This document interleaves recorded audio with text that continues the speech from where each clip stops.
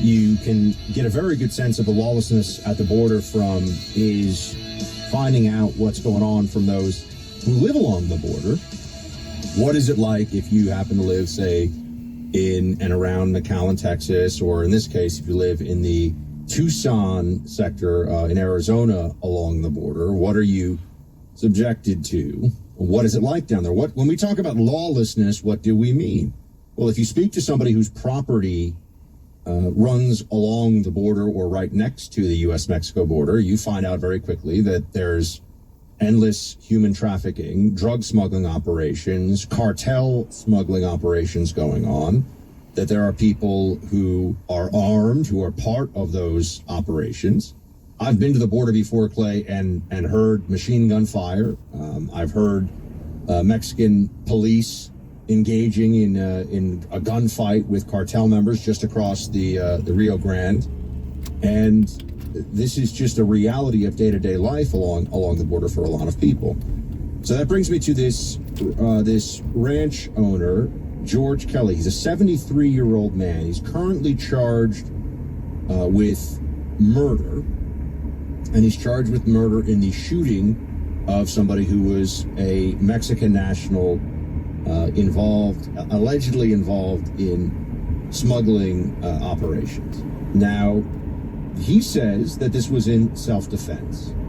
He says that the individual flashed what he believed to be a gun at him, and now he is facing a murder charge. Right. So we know where the prosecutors have come down on this one so far.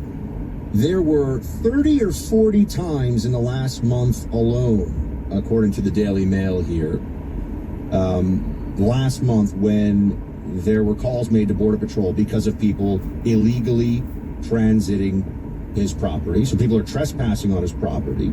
Kelly says, and his neighbors have confirmed, that there were people who had guns who were walking across illegally his property that he believed to be part of the cartel.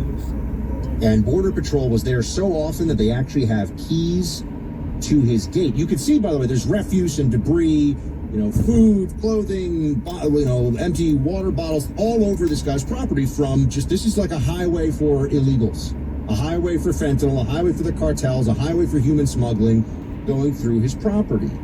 And he thought that he was in jeopardy.